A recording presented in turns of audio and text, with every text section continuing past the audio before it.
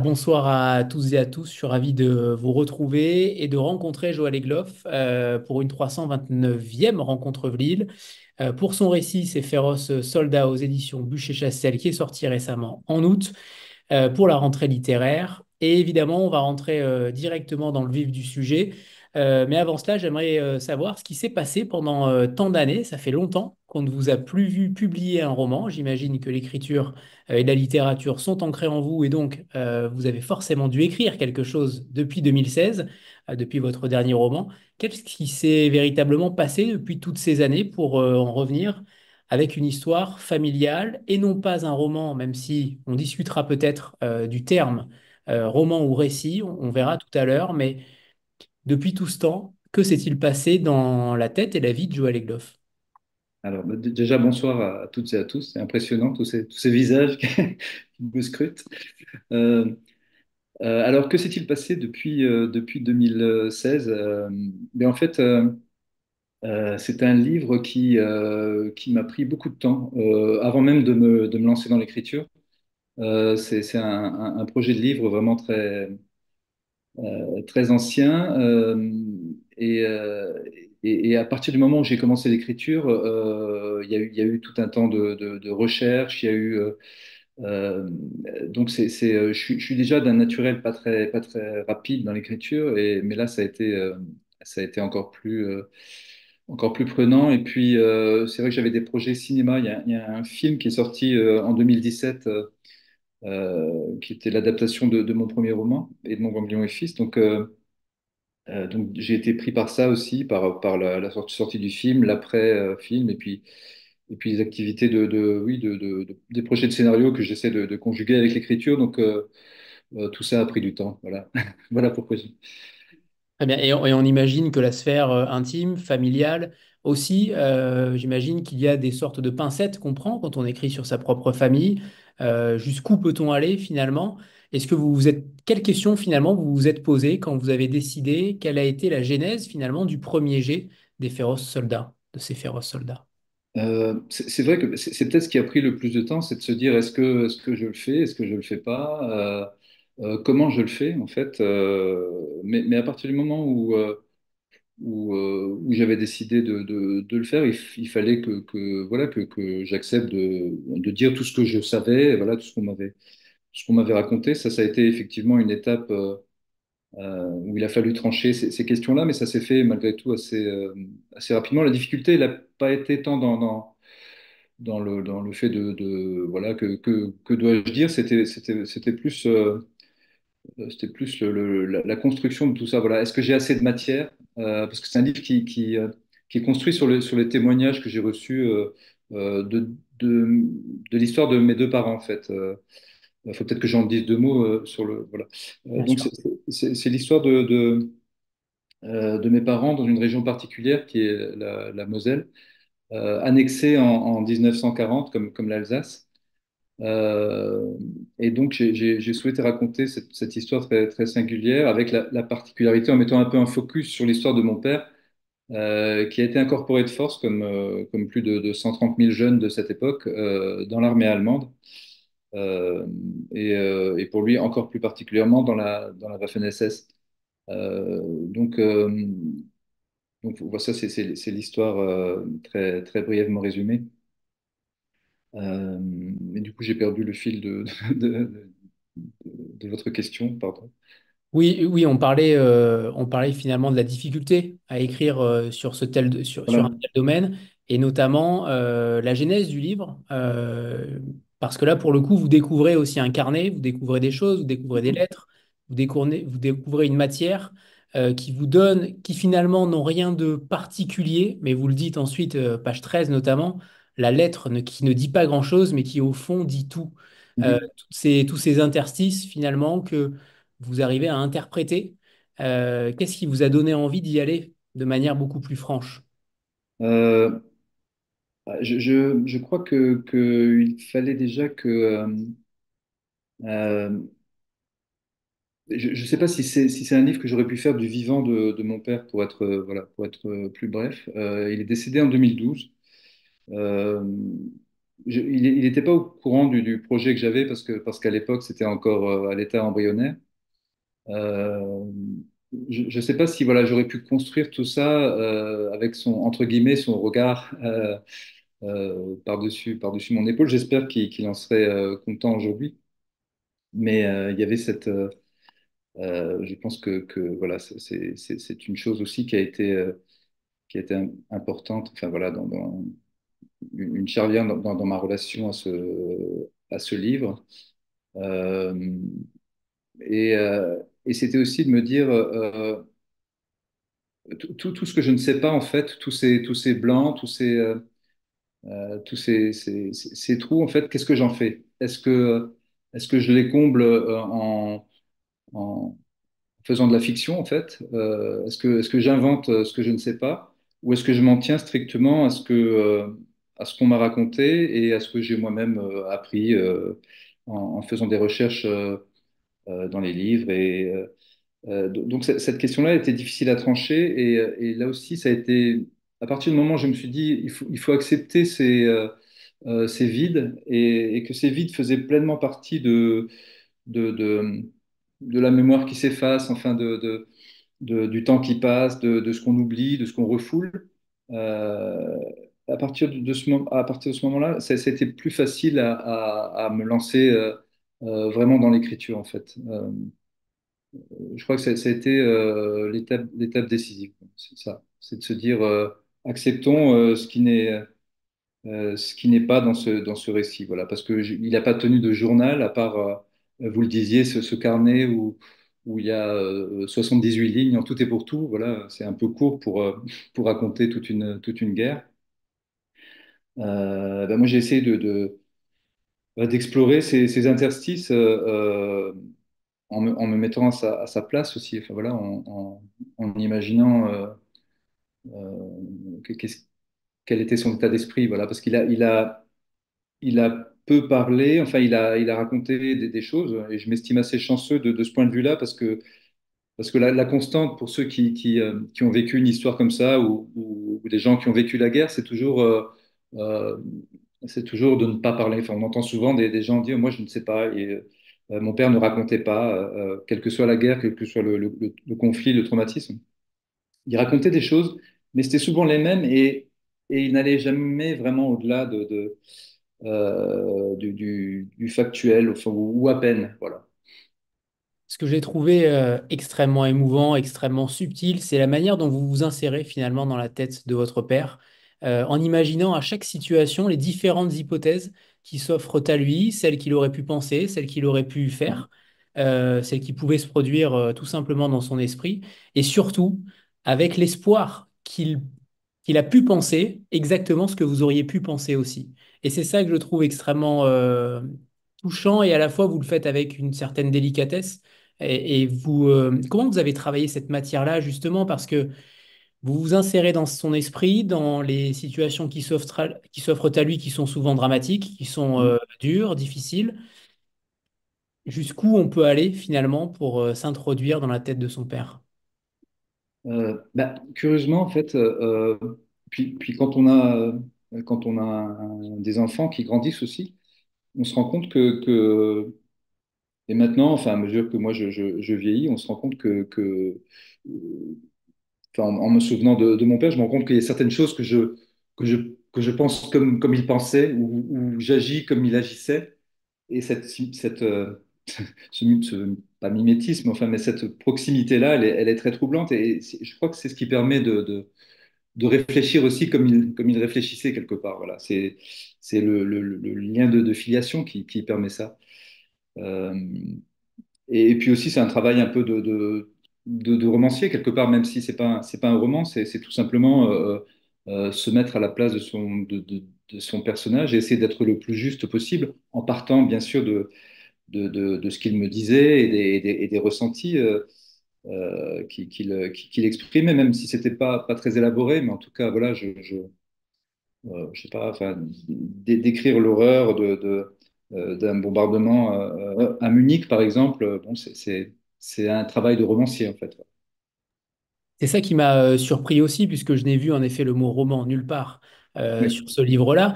Est-ce que c'est quelque chose de purement sémantique, d'éditorial? Parce que ça aurait pu être un roman. Clairement, vous imaginez certaines choses quand même, vous faites des hypothèses.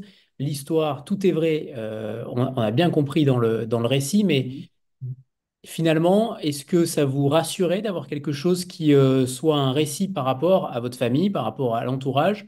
Il fallait que tout soit véridique, vérifiable, justifié, au lieu d'un roman où, au contraire, tout le monde aurait peut-être cherché ce qui était vrai ou pas. tout à fait, tout à fait. Je crois qu'il y avait des choses tellement romanesques dans leurs existences, enfin, dans ce qu'ils avaient vécu, que j'avais pas envie de troubler les cartes et de me dire, bon, ici, j'en rajoute. En fait, j'ai eu juste qu'à organiser les pièces du puzzle les unes par rapport aux autres mais dans les faits, je crois enfin, ce qu'ils ont traversé était suffisamment romanesque et je voulais pas venir interférer avec de la fiction. Après, pour ce qui est de la définition du livre, bon, c'est vrai qu'il n'y a ni écrit, enfin bon, il est quand même présenté comme un récit parce qu'effectivement, il y a rien, dans les faits, il n'y a rien de fictionnel, même si moi, parfois, je laisse, dans mes hypothèses, en fait, je laisse avancer mon imagination. Euh, bon, on va dire que c'est un objet hybride, ouais. Enfin, c'est une sorte de récit que je voudrais littéraire, enfin voilà, quelque chose entre le récit et le roman. En fait, voilà, ce qui me paraissait encore plus romanesque, c'est finalement la déliquescence de la mémoire humaine. Mhm. Il y a quand même différentes strates de mémoire. Il y a ce qu'on vous raconte, ce que vos parents ont vécu, ce qu'on vous en raconte, ce que vous allez aussi en raconter dans le roman. Finalement, il y a trois strates mémorielles qui s'imposent. Et qu'est-ce qu'il en ressort? Où est la vérité finalement? Est-ce qu'on n'a pas édulcoré? Vous le dites à un moment donné que votre père a sûrement édulcoré ce qu'il a vécu, sa guerre, la guerre notamment, et ce qu'il a fait à autrui ou pas. Euh, mais il y a quand même ce côté édulcorant qu'on peut imaginer. Ça veut dire qu'il y a donc différentes vérités, et c'est ça qui en fait aussi, à mon sens, un objet romanesque. Est-ce que vous l'avez aussi vécu ainsi? Oui, c'est vrai ce que j'essaie de faire, c'est de la cerner au plus près, cette vérité. Après, je le dis aussi, à un moment donné, enfin, j'ai beau, voilà, euh, je, je, je n'aurais jamais vraiment, enfin, j'aurais une approche de ce qu'elle pouvait être, cette vérité, mais voilà, j'espère être au plus près. Mais malgré tout, effectivement, voilà, il me manque des choses, mais j'espère l'avoir touché, ouais, comme souvent, comme souvent le travail de l'écrivain peut toucher à la réalité, comme ça, même à travers l'imaginaire et la fiction. Et ce livre, c'est aussi une quête identitaire. Il est beaucoup question d'identité, beaucoup question de nationalité, beaucoup question de territoire, de langue. Vous l'écrivez au tout début du livre où on voit à quel point cette région a été meurtrie par les différents changements de nationalité. Français avant 1871, allemand ensuite jusqu'en 19, français de nouveau jusqu'en 40, allemand jusqu'en 45, français enfin pour de bon, tout ça en l'espace d'une même vie pour certains. Comment on vit finalement? Alors vous ne l'avez pas vécu concrètement, mais on a du mal à imaginer qu'on change de nationalité de force, de gré ou de force, mais souvent de force, autant de fois en aussi peu de temps. Qu'est-ce que ça implique finalement? Est-ce que c'est une question de langage? Vous dites dans le livre également que la seule identité qui soit retenue finalement, c'est la langue, c'est le plat, cette langue particulière dont vous allez peut-être nous expliquer en quoi elle agit. Mais racontez-nous ces changements d'identité, ces changements de nationalité qui sont impressionnants. Mhm. C'est vrai il fallait que je fasse ce préalable, enfin cette sorte de prologue avant de commencer dans l'histoire véritablement de mes parents. Si on n'a pas compris enfin, l'identité de la région, si on n'a pas compris ce qu'a traversé la région, c'est difficile d'appréhender la suite. Et, euh, et en fait, assez naturellement, est venue l'idée de dresser le portrait comme ça de cette région. c'est une région, comme on voit ce qui se passe actuellement aussi. Enfin voilà, c'est, quand on habite sur une frontière, en fait, ou tout près d'une frontière, eh bien forcément, on est soumis aux invasions diverses à travers les siècles. Et ça a été le cas de cette région qui a été comme ça. Alors là, je reprends l'histoire qu'à partir de 1871, mais si on remontait en arrière, euh, ça a été la même chose en fait. Il y a eu constamment comme ça c'est une région qui a été arrachée comme ça par l'Est, enfin les Allemands, euh, par les Français à travers les siècles. Et, et forcément, quand on, voilà, quand on vit dans des régions comme ça, on est obligé de se construire une identité peut-être au-delà ou en dehors, je ne sais pas, des identités nationales. De toute façon, c'était peut-être une époque aussi, ou un milieu en tout cas, euh, où, où les gens vivaient à l'échelle de leur village plus qu'autre chose. C'est-à-dire que tout au début de la guerre, donc la région est évacuée parce en septembre 39, on redoute que des combats dans la région, ce qui n'a pas eu vraiment lieu. Donc les régions sont évacuées. Certains iront dans le nord, d'autres dans le sud-ouest. Euh, et, euh, et donc, euh, et donc effectivement, enfin, ça a été d'abord l'histoire euh, de réfugiés, en fait, enfin, avant que tout ça commence. Donc, il y a des similitudes, je trouve, très étranges avec ce qu'on peut voir aujourd'hui, enfin, voilà, avec toutes ces images qu'on a vues déjà il y a quelques années des réfugiés qui quittaient des zones frontalières aussi, voilà, pour être accueillis en Pologne ou jusqu'à chez nous. Enfin, je pense aux réfugiés ukrainiens, bien sûr. Vous écrivez d'ailleurs dans le roman que, au départ, vous avez raison de dire que tout était à l'échelle du village. À partir du moment où la guerre commence, tout s'ouvre, le monde s'ouvre à eux. Et c'est ça que je trouve aussi très beau, c'est que on se rend compte finalement que l'autre existe et que vous faites une longue liste chronologique des événements aussi de la guerre en 2 pages où on voit que chaque pays déclare la guerre à l'autre. Ça, c'est impressionnant. En 2 pages, on a l'impression que aujourd'hui, on a du mal à y croire. En réalité, ça se passe rarement comme ça. Alors, il faut le dire, le livre pour en savoir davantage, mais ce que je veux dire, c'est que ce village et cette famille s'ouvrent au monde dès que la guerre se déclare, comme une sorte de mondialisation, mais de manière beaucoup plus tragique. Bien sûr, c'est la découverte qu'en fait, en cascade comme ça, mais des événements lointains vont aller les toucher jusque dans leur chair, en fait, enfin voilà, jusque dans leur histoire personnelle. Et pour un enfant de 13 ans, je suppose qu'à l'époque, ça a été le cas pour mon père, qui était sans doute jamais sorti de la région proche, enfin voilà, qui n'avait. Euh, et cette évacuation au début de la région, elle est décrite comme ça par mes parents comme une aventure pour les enfants, en fait, alors que pour les adultes, c'était un drame, quoi. Mais c'est vrai voilà, quoi. C'était la période finalement la plus heureuse de cette guerre, cette année. Enfin en tout cas pour mon père peut-être plus, cette année vécue dans ce qu'ils appelaient la France de l'intérieur. Voilà, cette découverte de ces contrées lointaines, en l'occurrence dans la Vienne, c'était la France de l'intérieur. C'est ça, j'allais le dire et je vais citer le passage que j'ai retrouvé enfin. C'est le 1er septembre 1939. Aujourd'hui, 60 divisions allemandes sont entrées en Pologne. La vieille mécanique de la guerre s'est remise en marche. Tu as 13 ans et désormais, le monde est bien plus vaste qu'il ne l'était la veille. Et je trouve que cette formule, elle est magnifique. Il y a beaucoup de formules magnifiques que j'ai soulignées, surlignées. Et je trouve que vous mettez en avant, vous détaillez. Alors, en effet, il y a entre guillemets, peu d'action dans le récit pur, mais en même temps, vous êtes d'une parfaite délicatesse sur ce qui va se passer. Tout est détaillé sans que ce le soit trop. Et je trouve que là encore, vous entrez en guerre en littérature avec une certaine subtilité. Et j'aimerais qu'on parle de la narration parce que vous vous adressez à votre père, et j'aime beaucoup les récits qui s'adressent à la deuxième personne du singulier. Ce tu qui s'adresse au paternel, il est extrêmement poignant.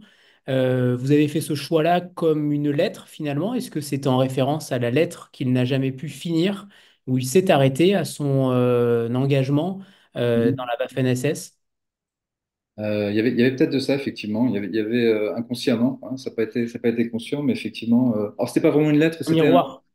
Oui, oui, tout à fait. C'était cet écrit qu'il a fait, il avait la volonté de raconter, c'était pas adressé en particulier, enfin, ça nous était adressé sans doute, enfin, à ses enfants, Euh, mais il ne l'avait pas vraiment vu comme une lettre. Mais c'est vrai que cette question du tutoiement, ça m'a posé des problèmes insurmontables pendant longtemps. C'est-à-dire que, parce que du coup, se posait aussi comment je m'adresse à ma mère. C'est-à-dire que si je dis tu, si je parle à mon père en disant tu, je suis obligé de dire maman en fait, parce que du coup tout est orienté dans ce sens-là. Et dire dans un roman, enfin dans un livre, maman pour moi, ça a été extrêmement difficile, en fait. Extrêmement difficile de passer ce cap.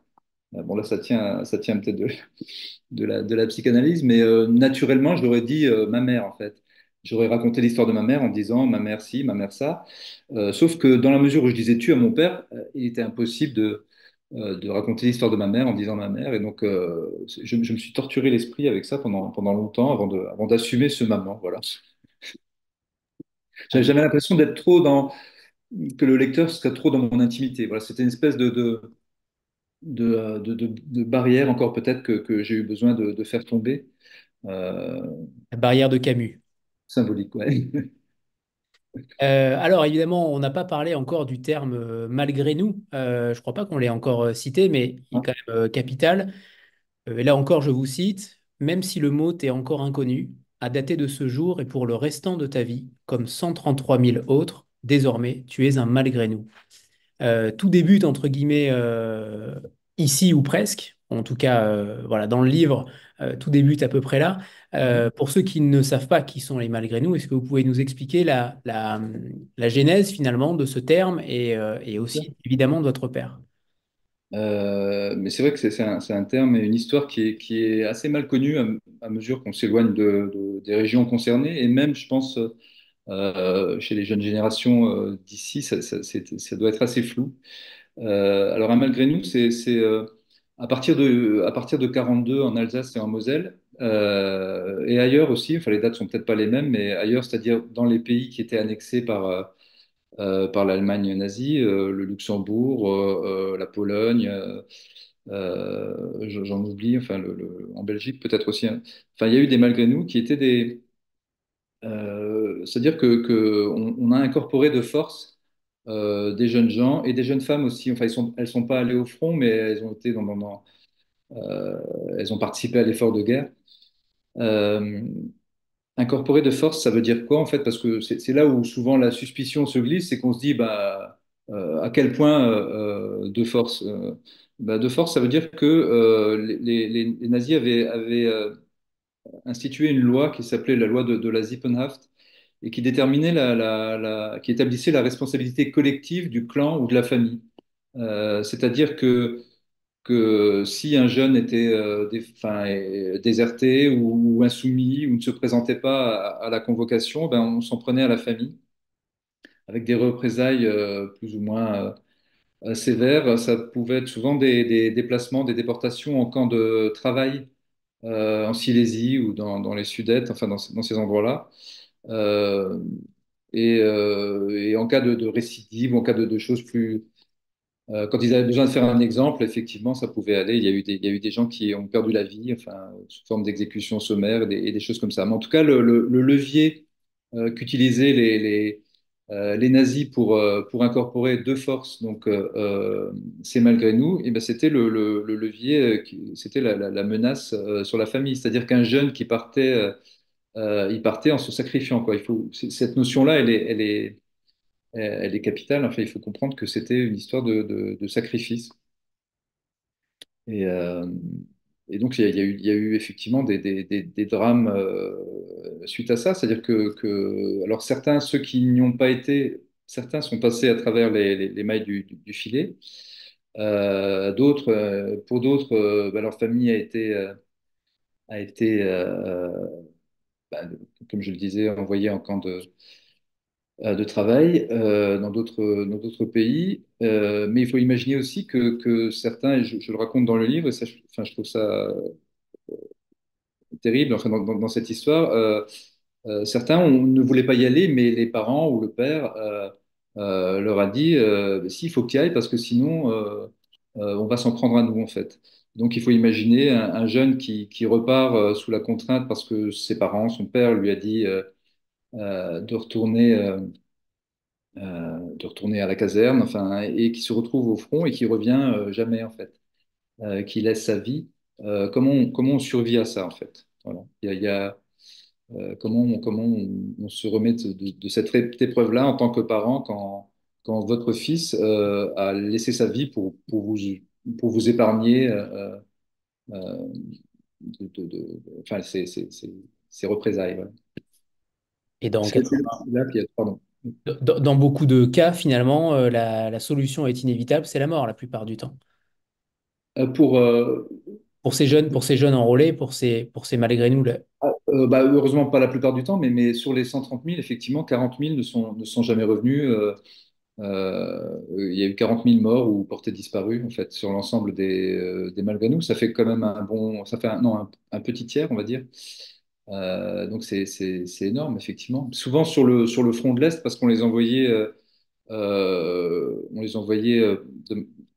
enfin, le plus souvent à l'Est pour éviter des tentations de désertion, simplement. Voilà, c'est vrai que c'était plus difficile quand on se retrouvait sur le front russe qu'à l'Ouest. Enfin, voilà.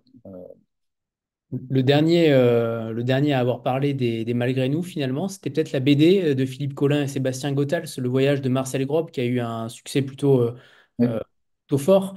Il y a quand même peu de choses sur ces malgré nous. Alors, ça commence à sortir de plus en plus depuis peut-être 5 6 ans, mais finalement, euh, pour vous, c'est difficile finalement d'en parler. Comment vous vous êtes en fait positionné par rapport à ça? Euh, En tant qu'homme, en tant que fils de Malgré nous, comment vous vous êtes senti quand vous avez découvert cette histoire? Est-ce que c'était un tiraillement entre deux sentiments? Comment vous vous êt positionné? Je peux pas dire non, que ça a été un tiraillement parce que on m'a jamais rien caché en fait. C'est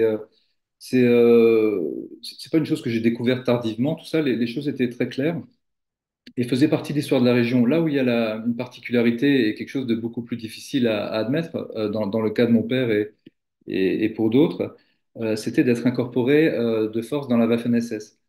C'est pas pareil que la Wehrmacht. Et là, par contre, ça ne se dit absolument pas. Moi, enfin, on me l'a dit, voilà, je l'ai su, mais si on peut éventuellement envisager de dire j'ai été malgré nous, voilà, j'étais dans l'armée allemande, bon, ça passe encore. Dire j'ai été incorporé de force dans la Waffen-SS, c'est pas le même degré en fait Ouais. de difficulté. Pourquoi dans la Waffen-SS? Parce que justement, particulièrement tardivement dans la guerre, comme ça a été le cas pour mon père, il a été enrôlé de force en 43. Il y avait des batailles sur le front de l'Est qui avaient laissé des unités de la Waffen-SS exsangues et il fallait renflouer ces divisions-là comme les autres. Et il a décidé que certaines classes d'âge seraient versées d'office dans cette unité, et notamment pour la moitié, je crois, des jeunes nés en 1926, ce qui était le cas de mon père, en fait. Voilà. Il est né en 26, il n'a pas eu de chance. C'était justement, ça correspondait à l'âge, voilà, de ceux qui ont. Il y a eu d'autres classes d'âge, hein, mais enfin, en tout cas. C'est aussi l'histoire, effectivement, que raconte le livre de Philippe Collin. Enfin, c'est aussi quelqu'un qui a été incorporé de force chez les SS. Et au départ, ce ne sont pas les Waffen-SS, c'est le RAD. Vous l'expliquez aussi. L'antichambre de la Wehrmacht, son insigne que tu portes sur l'épaule, c'est une bêche entre deux épis de blé. Ici, tu n'es pas un vrai soldat, pas encore. Tu es un Arbeitsmann, un travailleur. Et c'est par le travail qu'on entend vous inculquer l'obéissance et le sens de la discipline. C'est par l'effort qu'on vous dresse, qu'on forge vos corps et vos esprits, par le drill qu'on vous conditionne, et par une pluie d'insultes bien choisies qu'on vous convainc que vous n'êtes décidément bon à rien d'autre qu'à faire que ce qu'on vous ordonne de faire, ce que vous faites de travers, Qui plus est, on vous le dit, on vous le répète, et avec un certain style, il faut bien l'admettre, un sens de l'absurde à la fois indéniable et intraduisible. Vous n'êtes que des culs dotés d'oreilles, des écureuils enculés de travers, des points d'interrogation chiés contre les murs. Il y a des, il y a en effet, et vous le dites juste avant, avec un certain style, c'est vrai c'est totalement improbable comme insulte, Ouais. mais en même temps, c'est aussi pour déshumaniser l'homme et le soldat qui est en face d'eux. Ça fait froid dans le dos souvent, clairement. Tout ça pour vous dire que les Waffen-SS, c'est peut-être comment dire, c'est une seconde étape finalement. C'est un deuxième enrôlement de force. C'est ça qui est fou, c'est qu'on a l'impression que les enrôlements de force se font tour à tour, crescendo, et que finalement, on n'y peut rien. On est totalement impuissant ou presque. C'est cette impuissance-là, et j'en parlerai notamment lorsque votre père passe près d'Adolf Hitler, à quelques centimètres, où vous lui demandez pourquoi ne l'as-tu pas tué? Et il a un sourire, et vous lui faites dire tout simplement, mais peut-être tu ne serais pas là pour en parler. Et vous dites également que vous ne savez pas si c'est vous, ou en tout cas lui qui vous l'a dit, mais peu importe, c'est vrai. S'il l'avait tué, vous n'auriez pas été là, vous n'auriez pas non plus pu écrire ce livre. Bref, je trouve que ce livre fait tellement sens dans votre histoire, et une histoire totalement universelle aussi, mais j'aurais juste voulu avoir votre avis là-dessus sur le RAD et ce passage fascinant aussi sur le fait qu'il soit passé à quelques centimètres du Führer. Euh, c'est vrai que ce qu'on appelle le RAD, c'est le service du travail du Reich, en fait, et c'est une formation paramilitaire qui, normalement succédait aux jeunesses hitlériennes. Enfin, mon père a jamais, je pense qu'il était trop âgé à ce moment-là, enfin, quand ils sont revenus dans la région. Donc, c'est une formation d'endoctrinement et de préparation, même si il n'y a pas vraiment de maniement d'armes. Ça peut arriver, mais c'est assez rare. C'est vraiment, voilà, les défilés se font avec des bêches sur l'épaule, et c'est vraiment le travail qui sert de lien à tout ça. Mais c'est vraiment oui, une espèce de premier lavage de cerveau, on va dire, voilà, et d'endoctrinement. Ça faisait partie ces organisations et ces étapes de la vie sous la dictature nazie, parce que c'est ça aussi que je décris, c'est la vie sous une dictature, en fait. Voilà, parce qu'il y a 80 ans, bah, c'était le cas dans nos régions, enfin, en Moselle et en Alsace.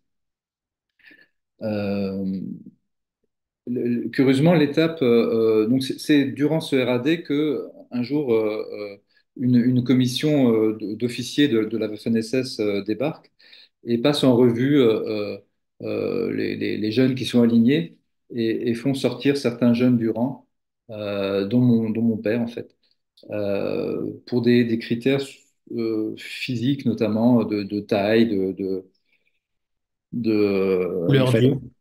ouais, il fallait être un peu arien aussi. Enfin, voilà, il a les cheveux clairs, les yeux bleus. Enfin voilà, il a certaines choses qui doivent leur plaire. Et c'est comme ça qu'il décrit, qu'il décrit comment ça s'est passé. Et c'est d'ailleurs c'est assez drôle parce que et là, à partir de là, il donne son affectation en fait, parce que c'est à partir du RAD qu'il a été affecté à Munich dans une unité de FLAC, c'est-à-dire la défense anti-aérienne, une unité de réserve de la Waffen-SS. Euh, et donc son récit il s'arrête là. Il s'arrête au moment où il apprend qu'il est affecté là-bas. Et il n'a pas été, parce qu'il a raconté par écrit, je veux dire, évidemment, j'ai des témoignages après oraux, mais il n'a pas été au-delà de cette affectation, comme si finalement, voilà, c'était ce coup de massue sur la tête, il n'avait pas pu aller au-delà. Ouais. Ouais, et ça aussi, c'est fort d'imaginer que sa main s'est arrêtée d'écrire à ce moment-là. Alors, est-ce que c'était inconscient, conscient, ou est-ce que c'était tout simplement les aléas de la vie quotidienne? On ne sait pas. Mais ce qui m'a frappé aussi, c'est que votre mère avait dit à votre père de ne pas se plonger directement dans le récit pour écrire, Et là aussi, je trouve que c'est fascinant de voir que par mimétisme, il y a quand même quelque chose peut-être de chez vous. Est-ce que vous avez eu cette idée en tête finalement? Est-ce que c'est quelque chose qui vous a marqué pour aussi vous plonger dans tout ce qui s'est passé avec cette matière textuelle, cette matière documentaire que vous avez travaillée en amont, pour enfin ensuite accoucher du texte? Comment vous avez travaillé tout cela? Est-ce que vous avez eu comment dire, cette phrase de votre mère aussi en tête? Quand je parle de la phrase de ma mère, en fait, ça m'amuse parce que je m'en suis souvenu et qu'en fait, c'est ce qui a permis à mon père d'arrêter d'écrire. C'est que quand elle lui a dit, Vexé, euh, oui. voilà, tu devrais pas tu devrais pas t'y prendre comme ça, tu devrais, et ben il a été vexé ou il a fait le vexer. Et il a dit, bon, bah, si c'est comme ça, voilà, j'irai pas plus loin, j'arrête. Euh, et cette conversation-là, je m'en souviens très bien. Et ce que je dis dans le livre, c'est, voilà, est-ce que c'était un prétexte? Sûrement, en fait, voilà, sûrement, c'était l'aubaine, en fait, cette petite discussion avec ma mère. Euh, Après, moi, je suis assez désordonné dans ma manière de travailler. C'est vrai que ma mère lui disait, ah, tu devrais pas te jeter comme ça dans l'écriture, tu devrais d'abord faire un plan et tout ça. Moi, j'ai besoin de me coller à la matière et les choses s'organisent un peu comme ça, entre guillemets, inconsciemment. Mais c'est vrai que j'ai eu besoin pour ce livre de faire beaucoup de recherches.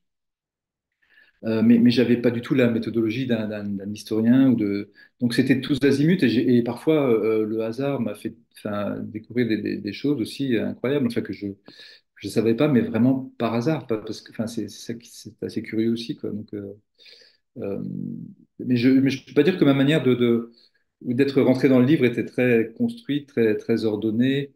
Euh, je savais que je voulais une chronologie ça c'est sûr dans mon récit. Euh, mais après, voilà, j'ai vraiment. C'est comme si j'avais toutes mes pièces du puzzle et je les ai déplacées. J'ai vu ce qui manquait. J'ai essayé cette comparaison-là, elle est assez, avec le puzzle, est assez juste, je crois. Alors, ma question était un peu insidieuse, tout ça pour vous faire dire en réalité que si jamais un membre de votre famille vous avait dit ne commence pas par ça, n'écris peut-être pas ça, est-ce que Mhm. vous seriez arrêté Je dois finalement? arrêter. Est-ce que le regard extérieur aurait pu vous arrêter? Ou au contraire, alors votre père n'était pas écrivain en soi, alors peut-être que le rôle d'un écrivain est peut-être plus fort pour continuer à écrire et avoir encore plus de conviction, c'est possible, mais ça m'a marqué en fait, ça m'a marqué de voir cette petite anecdote glisser par là et en réalité ça dit aussi peut-être beaucoup de vous. Bien sûr, on a besoin d'être encouragé dans son projet, dans son écriture. Et heureusement, j'ai pas rencontré. Alors, ma mère, qui est toujours en vie, j'ai pu la questionner sur son histoire et j'ai pu lui parler du projet. Donc, c'est vrai que si ma mère s'y était opposée radicalement, je sais pas si je l'aurais fait.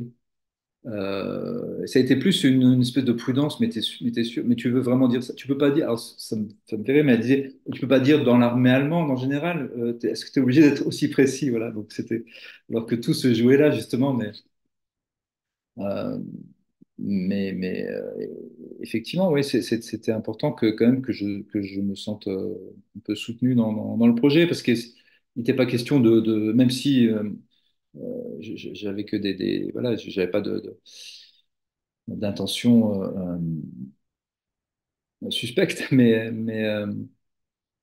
je veux dire, c'est important de pas rentrer tout de suite dans l'écriture comme dans un combat avec les siens, quoi, parce qu'effectivement, voilà, ça devient compliqué. Alors, en attendant que vous puissiez nous lire un premier extrait, Joël, on va faire une photo de groupe. Voilà, comme on en a l'habitude. Préparez-vous. 3, 2, 1. C'est bon. Parfait. Allez, c'est à vous pour le premier extrait, Joël. Donc, c'est un extrait du début, vous en avez lu un tout petit passage tout à l'heure, mais c'est pas grave, c'est plus long. Euh, c'est plus sur la partie réfugié, en fait, le départ. Donc, au début de la guerre, mon père, il a 13 ans. Donc, ça commence avec ça. À la fin de la guerre, il en a 19. Et, euh, et donc, ça, c'est plus la partie au début, quand il était encore préadolescent, adolescent. tout début, tu as 13 ans et tu reviens des champs. Au village, il se passe quelque chose. Tu vois des gens agglutinés devant les affiches, placardés sur les murs et les portes des granges. Mobilisation générale, ordre d'évacuation. Autour de toi, on parle fort et on s'agite. Tu sens la peur et le désarroi, mais tu ne comprends pas. Lorsque tu arrives à la maison, tes parents et Juliette, ta sœur aînée, s'affairent déjà. Albert, ton jeune frère, les regarde ahuris. Ils passent d'une pièce à l'autre et se bousculent. Ils ouvrent et referment les armoires et les commodes. Ils fouillent les tiroirs sans même savoir ce qu'ils y cherchent. Rémi, ton grand frère, rentre juste après toi. Alors on vous dit que la guerre arrive, qu'il faut partir et tout laisser. La maison, l'épicerie, les bêtes et les récoltes. Ne prendre que l'essentiel, que ce que chacun pourra porter. Des vivres pour quelques jours, des vêtements, du linge, des couverts et des couvertures. 30 kilos de bagages en tout, voilà les consignes. Mais dans la panique, on ne sait plus où sont les choses, on ne sait plus où donner de la tête. On ne s'en va jamais nulle part, alors on n'est pas équipé en bagages. On bourre des têtes d'oreiller pour en faire des baluchons, des sacs en toile de jute, des valises lourdes comme des buffets de cuisine. Où allez-vous? Comment? Pour combien de temps? Vous n'en savez rien encore. Il faut se rassembler et suivre le mouvement. C'est le 1er septembre 1939. Aujourd'hui, 60 divisions allemandes sont entrées en Pologne. La vieille mécanique de la guerre s'est remise en marche. Tu as 13 ans et désormais le monde est bien plus vaste qu'il ne l'était la veille. Voilà. Merci. Très bien. Il y a aussi un passage sur la bataille des Ardennes. Ce Mhm. film, alors que vous qualifiez de mauvais, je ne l'ai pas vu. J'aurais bien aimé le voir avant la rencontre pour voir si tout ce que vous dites est vrai. Mais je n'en doute aucunement parce que le cinéma finalement est présent dans le livre. Il y a quelques petits passages, et notamment un long passage sur cette bataille des Ardennes. Je ne sais pas si certains d'entre vous l'ont vu, mais en tout cas, on vibre avec vous dans ce roman-là, sur cette scène-là. Qu'est-ce qui s'est passé finalement avec ce film-là pour qu'il prenne une telle importance dans ce roman? Bah, c'était comme à d'autres moments du livre, j'entre dans l'histoire de mon père, de mes parents, par le récit que j'en ai eu quand j'étais enfant. Et, euh, et la bataille des Ardennes, à laquelle a participé mon père, le souvenir que j'en ai, c'est de regarder le film qui passait à l'époque assez souvent, comme d'autres films de guerre dans les années 80 ou avant. Euh, euh, donc le souvenir de l'étrangeté de regarder la bataille des Ardennes et d'entendre mon père me dire ben, j'y étais en fait. C'est assez bizarre. Enfin, voilà, euh, et donc je suis parti du film dans mon livre. Je raconte le film, mais vraiment quasiment mot à mot pendant une petite partie. Et je glisse comme ça de ce film à la réalité, en fait. Enfin, je passe des personnages du film à l'histoire de mon père dans cette bataille. Mais j'en sais beaucoup plus sur le film, en fait, que sur ce qui s'est vraiment passé pour lui au cours de la bataille. Ouais, j'imagine. Je vais lire un autre extrait très court pour vous poser la question suivante. Est-ce que à cette époque-là, on était, entre guillemets, moins, comment dire ça de manière polie pour la génération d'aujourd'hui, moins capricieux, moins... Est-ce qu'on était peut-être plus combatif? Est-ce qu'on était plus courageux à l'époque? Je vais lire un extrait. Dans la tienne, justement, tu as appris à serrer les dents. Dans la tienne, on supporte plus qu'on ne se plaint, on marmonne plus qu'on ne se confie, on prie plus qu'on ne se révolte, et on attend des jours meilleurs. On est dans une époque quand même totalement différente, avec une guerre qui est là, qui se vit au quotidien. On a tellement de mal aujourd'hui à imaginer une telle époque, et j'aimerais savoir comment vous vous êtes finalement transposé à cette époque-là parce qu'on s'y croirait, clairement, on frissonne, on grelotte, on n'est pas forcément bien quand on lit le récit. On est un peu inquiet parce qu'aujourd'hui, les jours sont un petit peu aussi inquiétants, ici ou là. Je trouve ce texte, il est très contemporain, très actuel, alors que ça se passe il y a 80 ans, mais on a l'impression que rien n'a beaucoup changé sur beaucoup de choses. Finalement, est-ce que c'est une métaphore d'aujourd'hui? Oui, il y a effectivement plein de parallèles qu'on peut faire.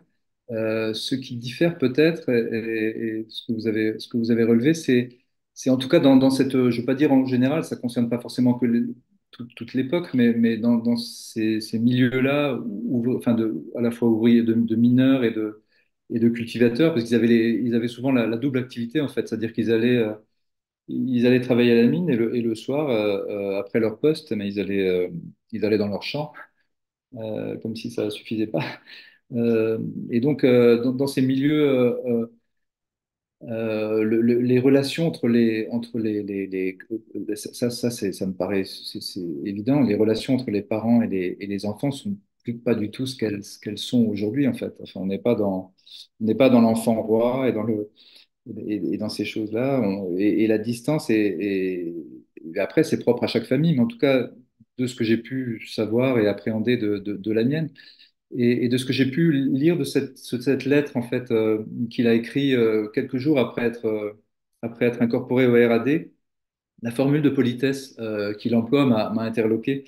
Donc c'est une lettre qu'il écrit en allemand parce que il la commence en français, ses deux premiers mots, il écrit cher tous et il continue en allemand. Euh, Parce qu'on était obligé à cette époque-là dans la région de parler allemand et peut-être craignait-il qu'on ouvre sa lettre, enfin, je ne sais pas. Mais la formule de politesse qu'il emploie est une formule très. C'est l'équivalent de, je sais pas. Distant, Oui, oui, panel, ouais, tu vois, c'est pas du tout. Voilà, il y a pas d'embrassade, il y a pas de. Alors peut-être que dans d'autres familles, dans d'autres milieux sociaux, voilà, on aurait été plus. Mais là, oui, il y a une sorte de distance. C'est un peu comme une. Enfin, je dis dans le livre comme une carte postale à un oncle éloigné, alors que c'est ses propres parents. Euh, Et, euh, et ça, c'est un indice effectivement pour voir quel était aussi le degré de proximité, enfin proximité ou de. En tout cas, on ne montrait pas, je crois, il n'y avait pas de place pour l'expression des sentiments, quoi. C'était Rosemary parle de pudeur. C'est vrai qu'il y avait, il y avait de la pudeur, sûrement, mais là, c'était encore au-delà, j'ai l'impression. oui, oui, c'était enfin de ce que je, oui, de ce que je vois, il y avait cette espèce oui, de non-dit même sur ces choses-là. Enfin, c'est comme ça que je l'imagine, ce qui ne veut pas dire qu'il n'y avait pas de l'amour, de l'affection. Elle s'exprimait autrement, mais en tout cas, c'est vrai que il y avait pas il y a pas eu, je pense, de grandes conversations, de grandes discussions suite à cette incorporation. Enfin, j'ai du mal à imaginer en fait comment ça s'est. De ce point de vue-là, c'est un grand mystère, un grand vide que j'ai, c'est comment ça a été vécu du point de vue de la famille. C'est-à-dire, voilà, quand un de ses enfants part comme ça, à part être totalement affligé, voilà, qu'est-ce qui a pu se dire? Voilà, ça, je ne le sais pas. S'il s'est dit quelque chose. Ouais. Comment vous vous êtes... est-ce que déjà, premièrement, est-ce que vous avez découvert des choses que vous ne saviez pas au gré de vos recherches? Et la deuxième chose, c'est finalement, est-ce que vous avez été déçu? Est-ce que vous avez été au contraire conforté dans ce que vous pensiez de votre père? Quelles émotions passent finalement quand on écrit un tel roman sur son père dans ces circonstances-là, que ce soit de son vivant ou depuis, finalement, comment vous avez évolué en la matière? Je peux pas. J'ai découvert quelques petites choses là aussi par le hasard, notamment sur la période de la captivité. On ne l'a pas abordé, mais en fait, à la fin de la guerre, donc après, il y a eu la bataille des Ardennes, puis après la bataille des Ardennes, il y a eu le front russe en Hongrie. Là, on est déjà en février, mars 45, avril 45. Les Russes avancent et les Allemands reculent. Et pour les Allemands, et particulièrement pour cette division-là, il faut absolument se rendre aux Américains parce que sinon, c'est la mort assurée, en fait. Il n'y avait pas de prisonniers de la Waffen-SS chez les Russes. Donc le 8 mai 45, la division, enfin ce qui reste de la division, c'est-à-dire plus grand monde, se constitue prisonnier aux Américains. Et de cette période-là, très très peu de choses en fait, à part que c'était extrêmement dur. Il a été fait prisonnier en mai 40, le 8 mai 45. et libéré en septembre 45. Le temps de comprendre ce qu'il faisait là, le temps de savoir s'il n'était pas engagé volontaire, le temps de faire une enquête, etc. Euh, ce qu'il n'avait pas dit et que j'ai découvert par hasard en cherchant voilà, un peu tous azimuts comme ça sur Google, c'était de tomber sur le témoignage. Alors, c'est un livre qui est presque un livre à compte d'auteur, un éditeur tout à fait confidentiel, en allemand, que j'arrive un peu à déchiffrer. Et je tombe sur une page où un soldat de la même division, donc je sais à ce moment-là, de la même unité même, enfin, donc je sais à ce moment-là qu'il a vécu la même chose en captivité, dit que les soldats de la Wehrmacht avaient été séparés de ceux de la Waffen-SS et envoyés dans un autre camp. Et ça, je ne savais pas, je savais pas en fait. Et, euh, et résonne à ce moment-là un nom d'un camp de détention dont j'ai entendu parler, effectivement, enfin, qu'il avait prononcé. Donc parfois, j'ai pu effectivement découvrir des choses comme ça fortuitement. Ça n'a pas changé, je veux dire, ce que j'imaginais foncièrement. Enfin, j'ai pas, moi, j'ai pas fait de découverte majeure de ce côté-là. Je peux pas dire. Et sur vos émotions pendant l'écriture? Sur les émotions, effectivement, elles étaient fortes, particulièrement sur la fin du livre. Je peux pas tout dévoiler, peut-être, Non, non. mais, voilà. Donc, oui, se mettre dans la peau parce que rien n'est fini après son retour, en fait. Et toute cette partie-là, ça a été effectivement ce travail d'écrivain, comédien, en fait, c'est-à-dire de voilà, se mettre dans la peau de son personnage. Il a été, oui, il a été difficile à ce moment-là. Ouais. Plus encore sur la fin du livre que sur le début. Ouais. À un moment donné, vous écrivez qu'il est à peu près à 20 kilomètres du camp de Dachau, et vous écrivez également des camps de concentration. Tu disais que tu ne savais rien. Mhm. Est-ce que vous pensez que cette donnée cette connaissance de l'existence des camps de concentration aurait pu faire changer d'avis certains malgré nous dans l'enrôlement de force ou en tout cas fuir et déserter par rapport à cela?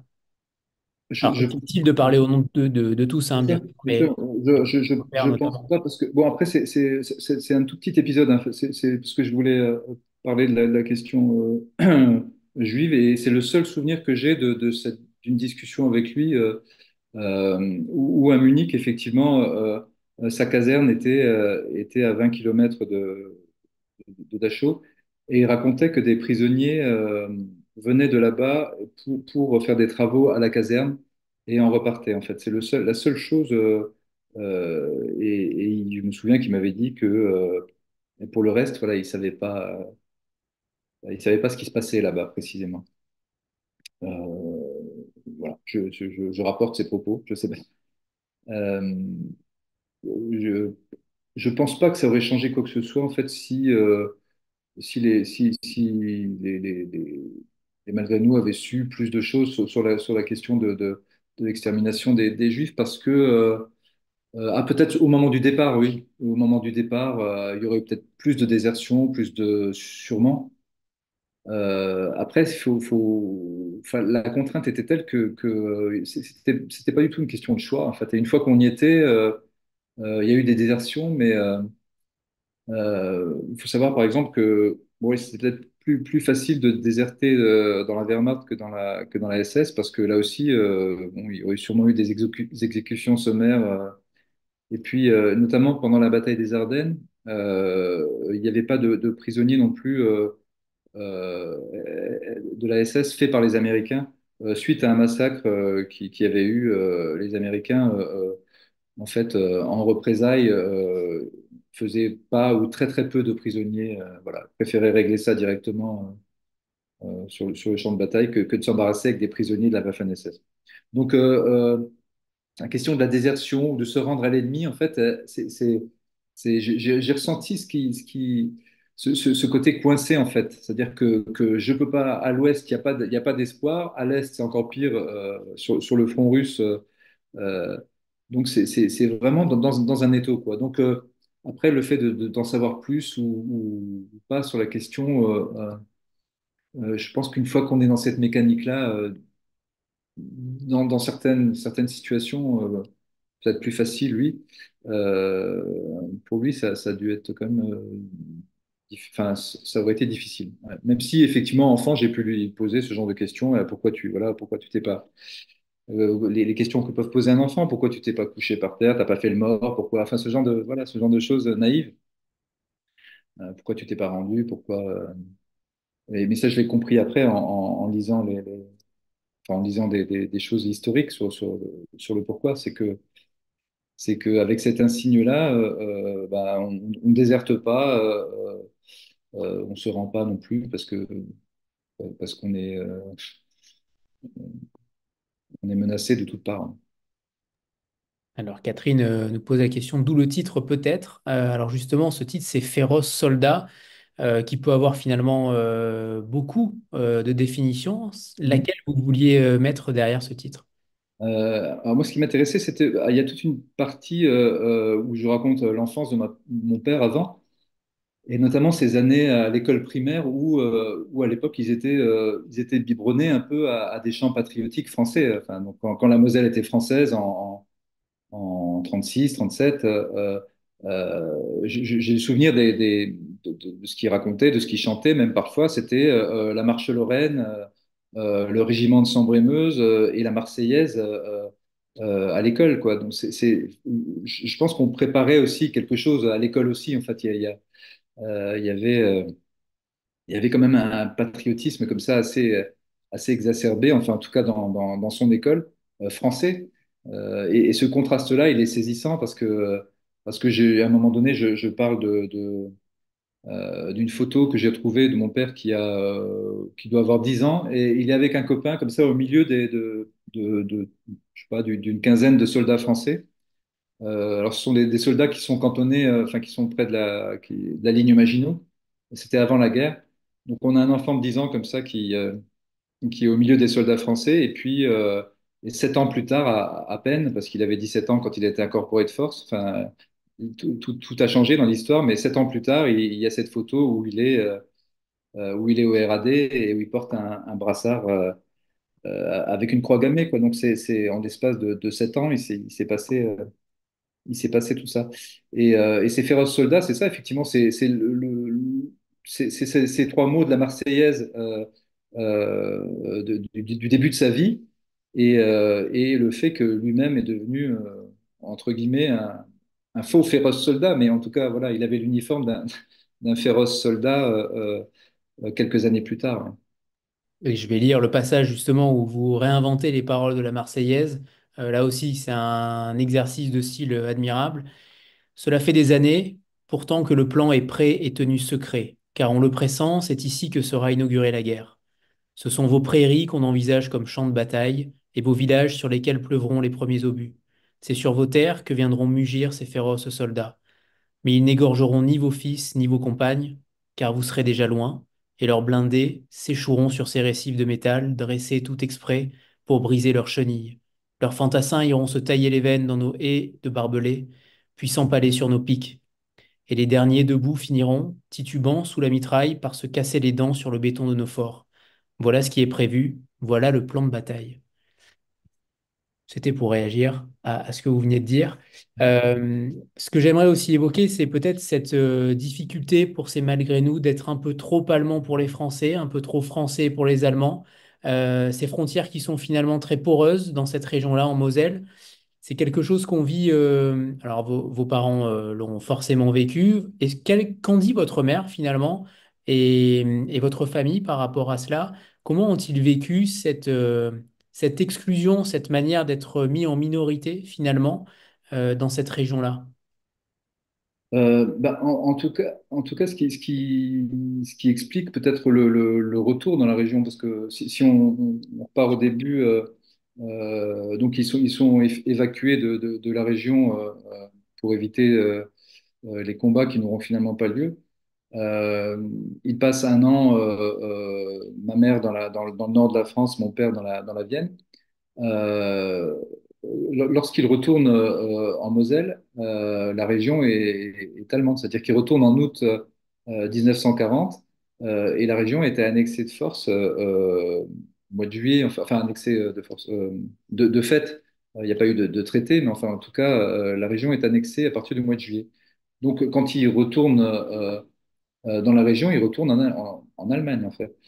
Euh, L'explication que j'ai, c'est que pour les adultes, en tout cas, autant je pense que pour les enfants, ça aurait été qui parlaient français, l'intégration aurait été facile. Mon père, il décrit une année de grandes vacances dans la Vienne. En fait, c'était voilà, la découverte de plein de choses.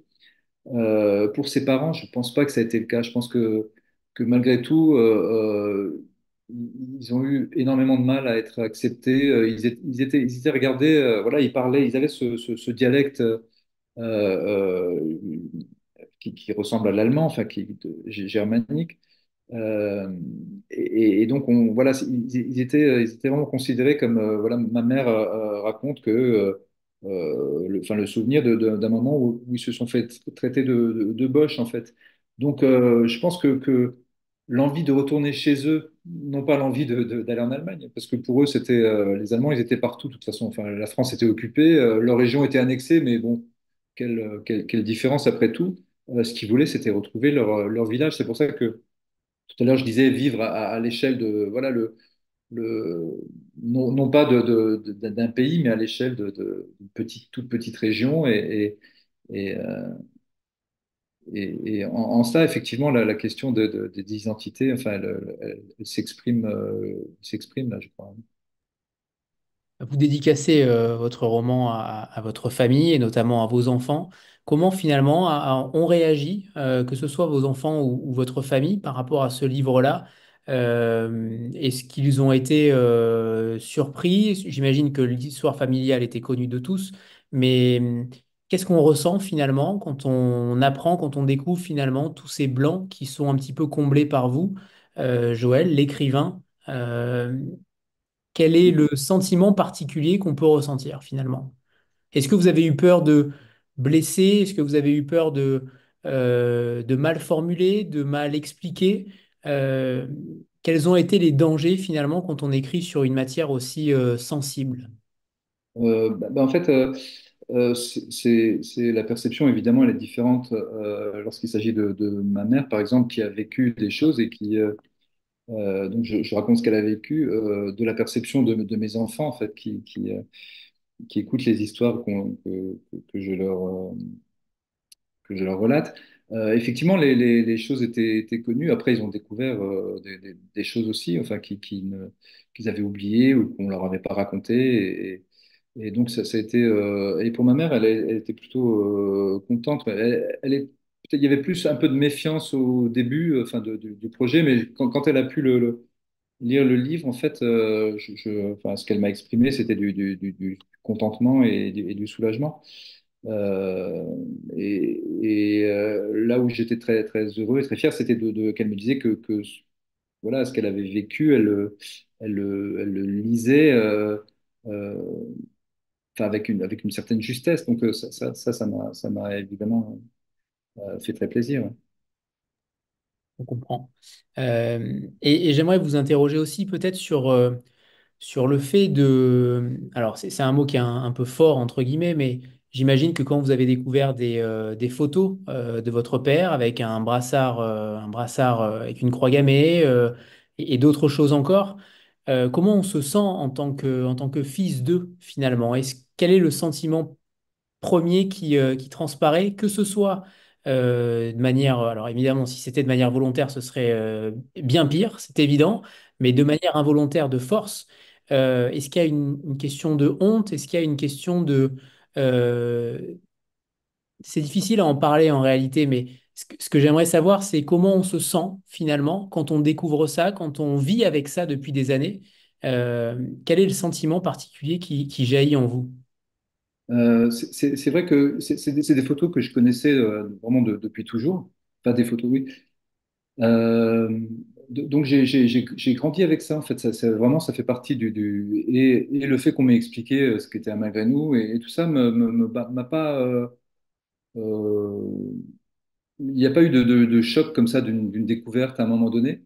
Par contre, ce qui m'importait dans le livre, c'était que c'est une chose extrêmement difficile à expliquer. C'est-à-dire qu'il faut, il y a peut-être que la littérature qui puisse prendre le temps et de le faire. C'est-à-dire que ça ne se raconte pas à quelqu'un. Et c'est ça la grande frustration, c'est que voilà, on pourrait au cours d'une conversation, mais ça, on ne peut pas l'expliquer en 5 minutes toute cette histoire. Il faut du temps. Et c'était un peu le projet, c'était de se dire ce silence finalement auquel est condamné mon père, auquel étaient condamnés tous les malgré nous. Et ben, j'avais envie de le briser en fait, peut-être de manière un peu provocante, en disant ben voilà, on vous a où vous êtes vous-même en fait. Hein, je ne sais pas ce qui est premier, mais en tout cas, on vous a ôté la parole. C'est-à-dire que ce sont des victimes à qui on a interdit de se plaindre en fait. C'est là où est le drame aussi, oui, c'est vraiment des otages en fait qui sont revenus et à qui on a dit ton histoire, tu te la gardes parce que c'est pas très glorieux. Voilà, en gros c'est ça. Euh, et cette injustice-là, sans doute qu'elle a motivé aussi l'écriture du livre. Comprends. Et alors justement, la littérature, on va en parler puisque votre père écrivait notamment certaines phrases sur la littérature et c'est intéressant aussi puisque vous avez pris le contrepoint total. Je vous cite, de toute façon, les mots et les phrases, ce n'était pas vraiment ton domaine. Tu t'en étais toujours méfié. Quand tu disais c'est de la littérature, pour toi, ça voulait dire du vent, de belles paroles. Tu disais ça aussi d'ailleurs, ce sont de belles paroles. Ou tout ça, c'est des phrases. Pourtant, un jour, tu avais ressenti le besoin d'en faire, toi aussi, pour raconter ton histoire. 3 pages dans ce bloc-notes d'un récit qui débute en septembre 43 dans un village de Moselle, pour s'interrompre en février 44, alors que pour toi, la guerre ne fait que commencer et que le pire est à venir. 3 pages pour dire comment, d'un jour à l'autre, on t'arrache au tien pour te faire passer le goût de ton enfance, te jeter dans la guerre et du mauvais côté par-dessus tout. 73 lignes, c'est peu pour raconter tout ça, mais c'était assez pour te rendre compte que la tâche était immense et que, quoi que tu puisses écrire, l'essentiel resterait à jamais perdu entre les mots, dans les abîmes de l'indicible. Alors tu avais capitulé.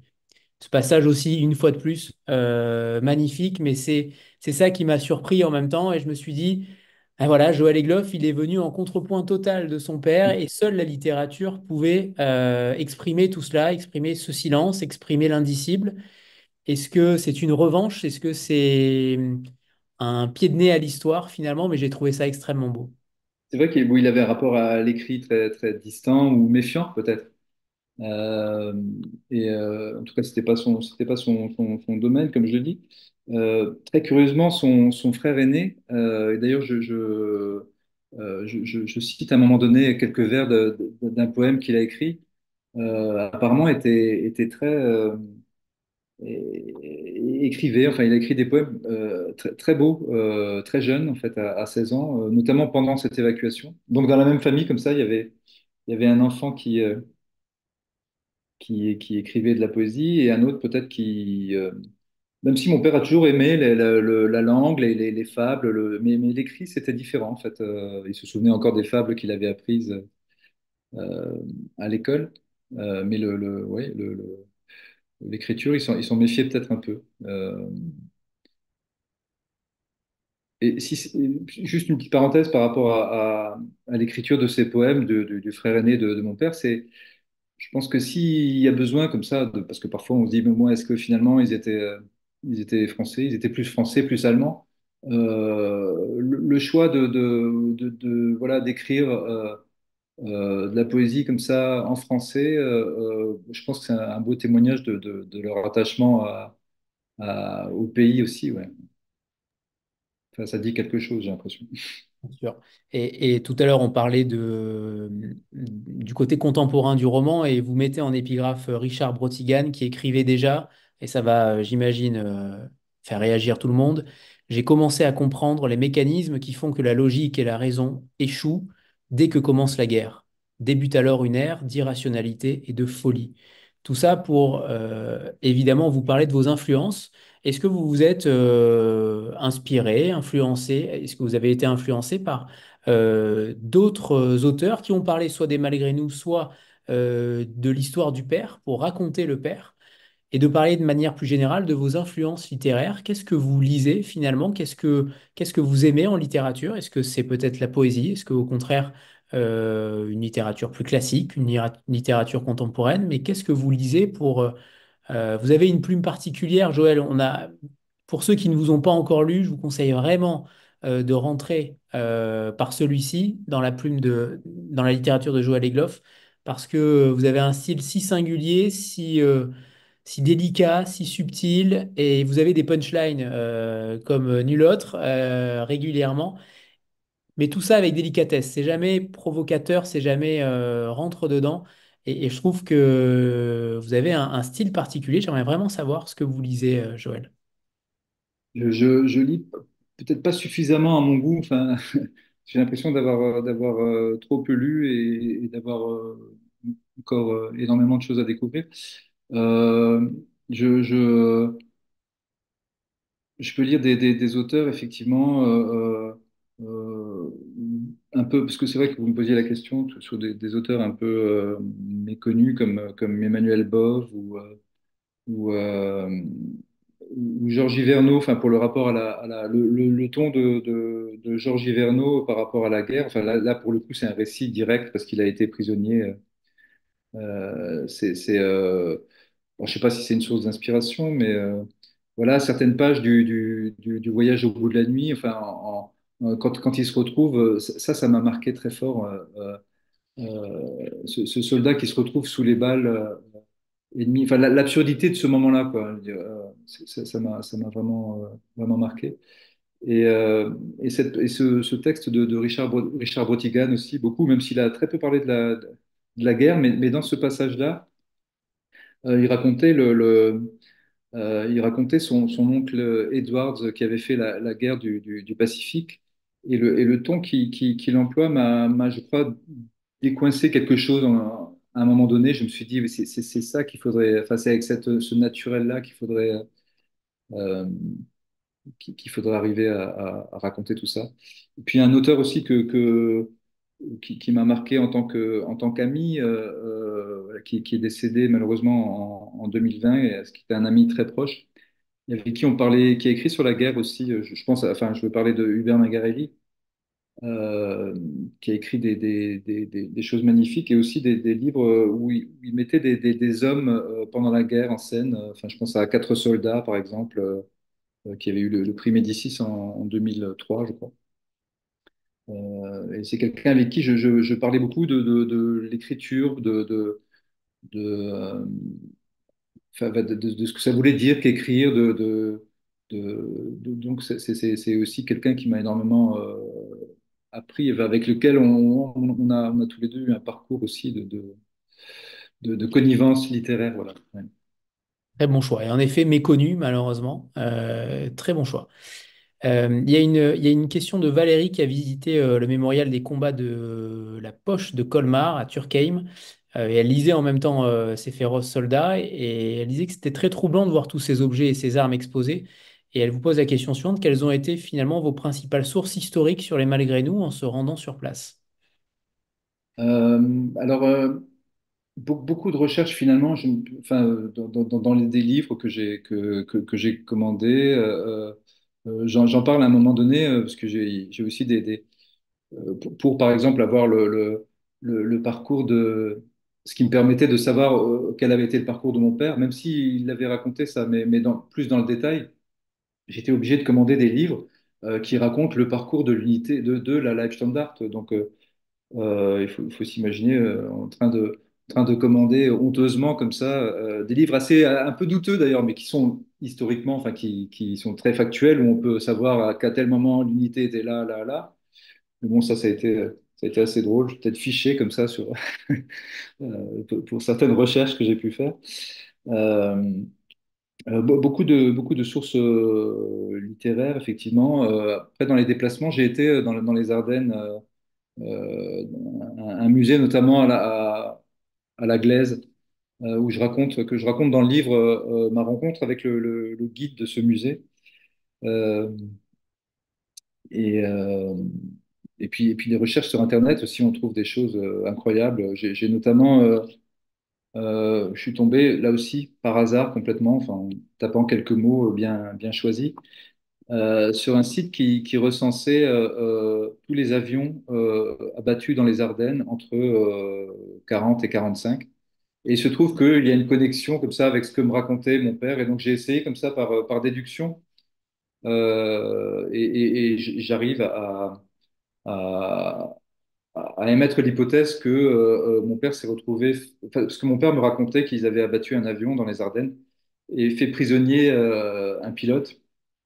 Et il me semble qu'entre deux pilotes, en fait, j'ai pu identifier ce pilote qui a survécu, dont je raconte l'histoire, et comme si j'étais rassuré finalement qu'il soit mort de sa belle mort, et qu'il ait fait d'autres guerres après d'ailleurs, parce que apparemment, d'après ce site, il aurait fait le Vietnam et la Corée, et il serait mort dans son lit en 2011. Voilà. Donc, quelque part, c'est comme si voilà, j'étais rassuré de trouver que c'était peut-être ce pilote-là qui s'était retrouvé face à mon père.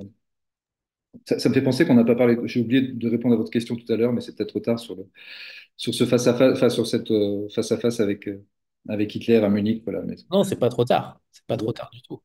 Non, mais c'était en fait, à l'occasion de l'enterrement d'un Gauleiter, ce qui est une sorte de préfet, je crois, enfin un équivalent, qui a été enterré en grande pompe à Munich en avril 44.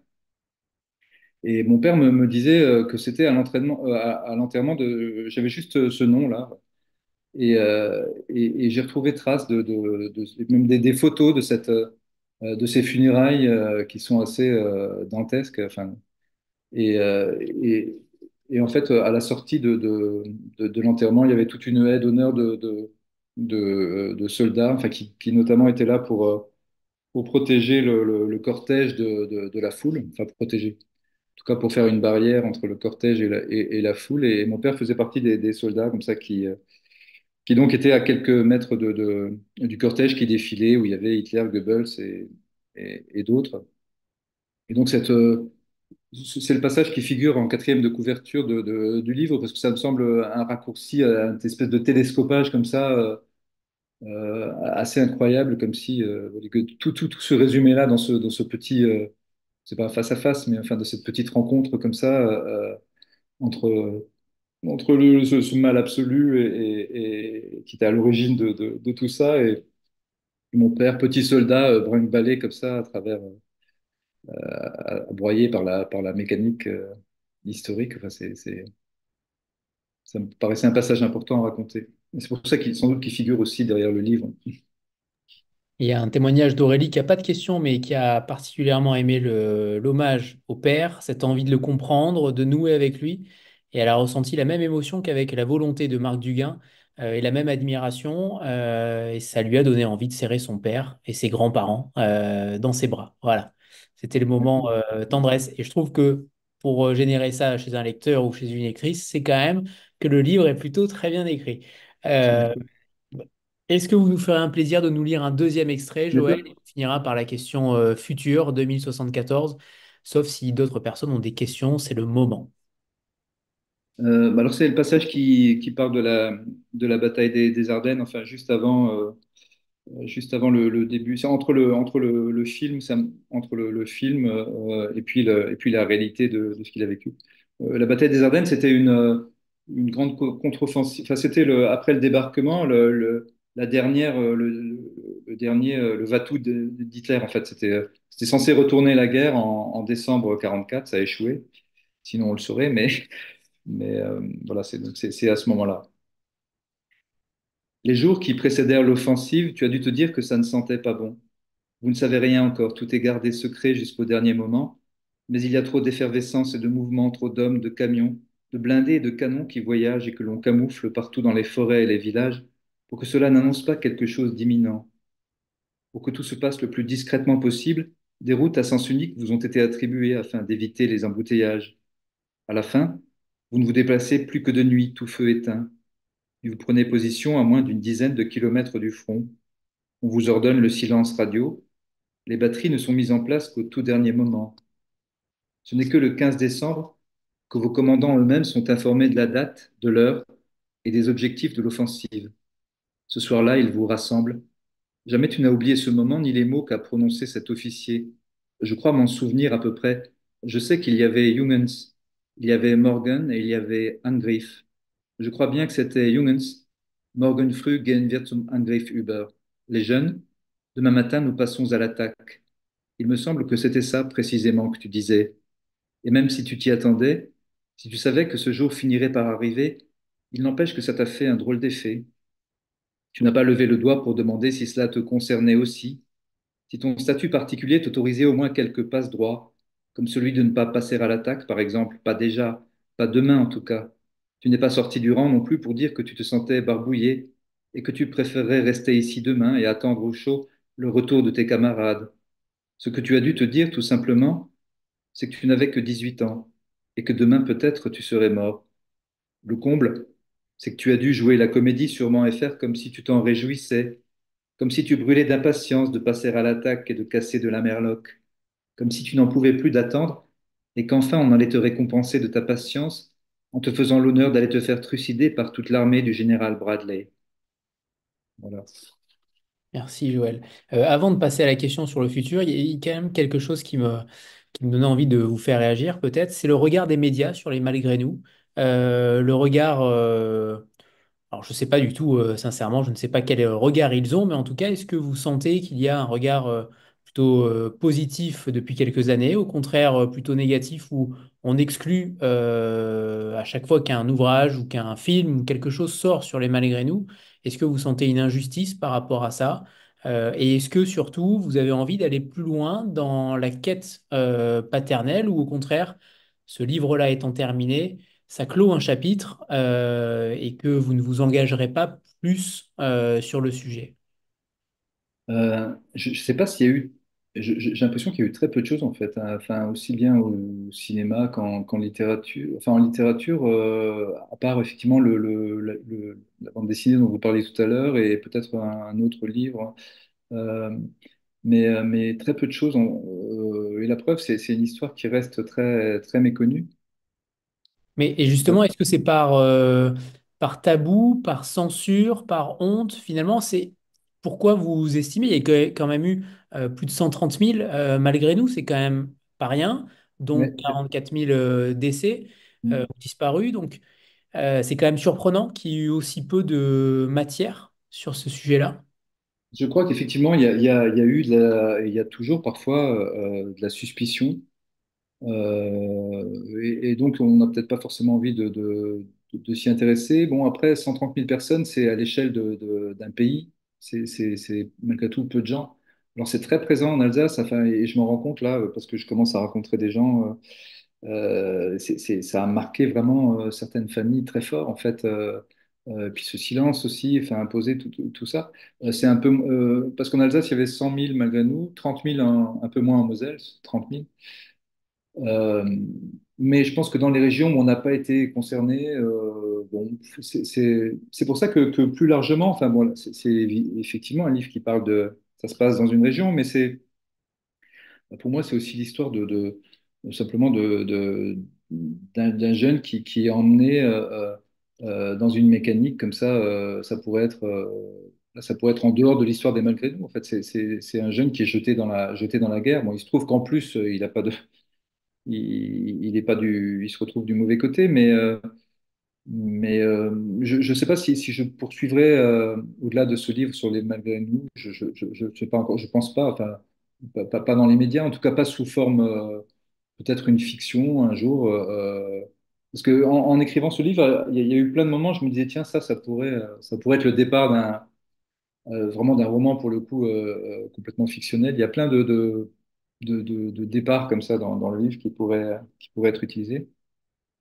Pour l'instant, en tout cas, non, dans l'immédiat, j'en ai pas le projet. Après, euh, c'est effectivement une cause qui mérite d'être connue et, et dans sa complexité, parce que c'est souvent ce qui amène des jugements hâtifs et voilà, enfin, je pense notamment à la polémique qu'il y a eu ces derniers temps par rapport par rapport au livre d'Hervé Letellier et une page comme ça où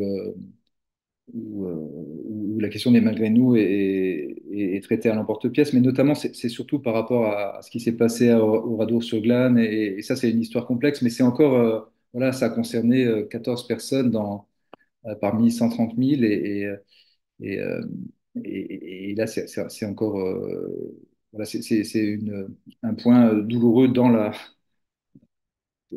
l'ensemble de la question. Donc, mais je pense que plus on connaîtra les choses en détail, et plus ça permettra de toucher à la vérité des choses, oui. Mais en même temps, la vérité, elle est propre à chacun. Enfin, évidemment, voilà, les malgré nous sont partis malgré eux, et après, il y a des choses, il y a des cas particuliers, on imagine voilà, dans l'enfer de ce que ça a pu être, comme ce que décrivaient certains soldats américains au Vietnam, c'est-à-dire que après on perd son humanité après le premier mort, en fait, voilà, et donc c'est des gens qui sont partis, pour certains d'entre eux aussi peut-être, qui sont retrouvés dans un enfer tel que, que,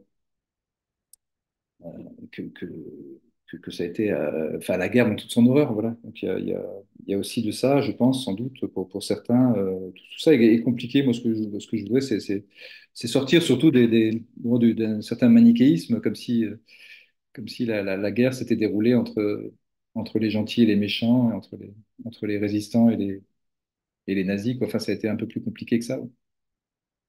Est-ce qu'on va devoir encore attendre 8 ans pour avoir un prochain livre de Joël Egloff? J'espère que non, moi-même.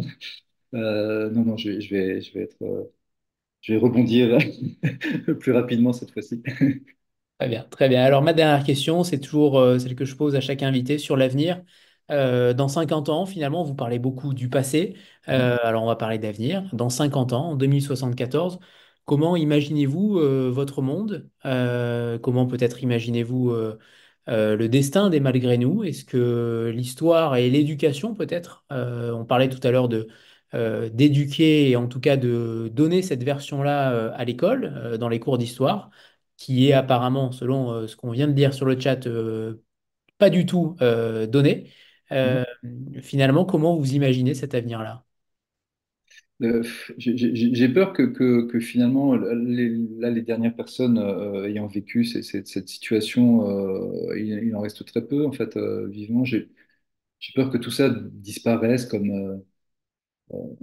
voilà, comme ce qui s'est passé au siècle dernier finalement l'histoire, voilà, qui nous intéresse, c'est l'histoire qu'on peut toucher comme ça du doigt. Après, enfin, les générations à venir, est-ce que cette question-là sera, et voilà, d'autres choses remplaceront le problème des malgré nous.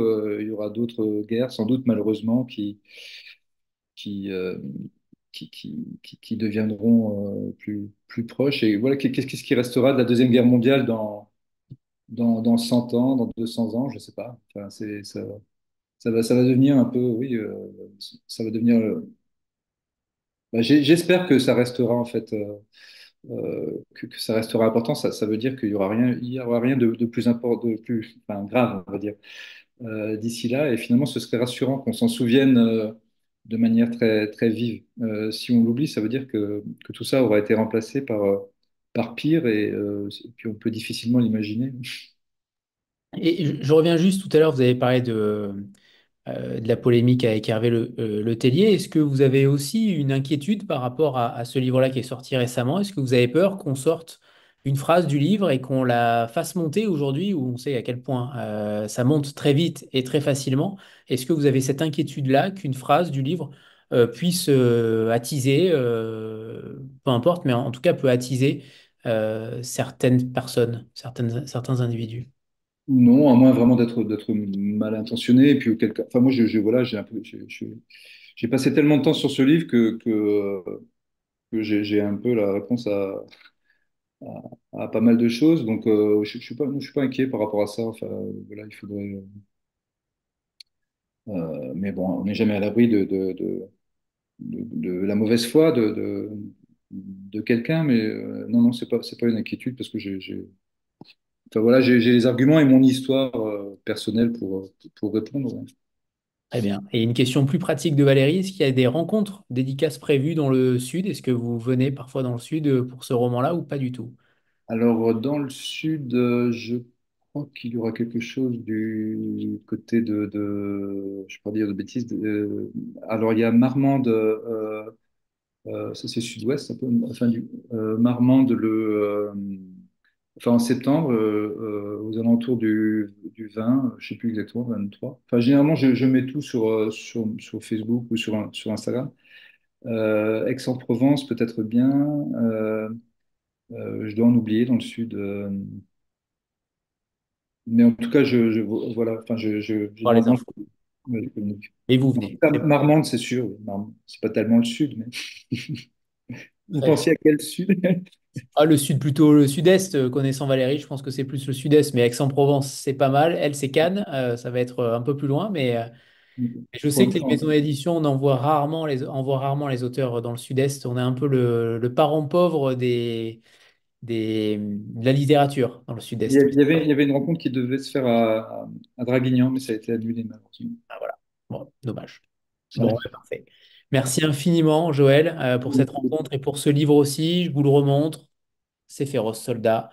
Le bandeau est là. Il est à l'envers. Voilà. D'ailleurs, la couverture, le bandeau, j'ai pas regardé sur le livre de quelle œuvre c'était tiré. Je vais regarder tout de suite d'ailleurs. C'est un tableau de Peinture, Marcel Grosmaire, Marcel Gromer. Ouais. Ouais. 1925. Voilà, c'est vrai que ce sont des soldats de 14, ça peut être surprenant, mais voilà, il faut remonter aux sources. C'est vrai il y a un passage dans le livre qui parle aussi de cette guerre-là où un arrière-grand-oncle a laissé la vie aussi à 20 ans. Euh, mais ce sont des soldats de 14, il y a un petit anachronisme. Très belle peinture d'ailleurs. C'est Pas très très beau. représentative et oui, il y a un anachronisme prononcé. Mais c'est vrai que le tableau s'appelle La guerre. Donc, Ouais. ceci explique cela, je crois. Merci infiniment, Joël. Et Merci à le vous. Assez féroce soldat, que je vous conseille évidemment. Et vous pouvez lire, donc si vous n'aimez pas la littérature écrite en roman, vous pouvez lire la BD de Le Voyage de Marcel Grob. Et en complément, Ces féroces soldats, je trouve que les deux ouvrages permettent vraiment de s'insérer dans les malgré nous et de comprendre leur histoire. Et vous le faites à la perfection. Donc vraiment, merci Joël. Et donc, une très belle rentrée à vous, une très belle rentrée littéraire également. Merci beaucoup. Merci à vous. Merci à tous. Au revoir tout le monde. Merci.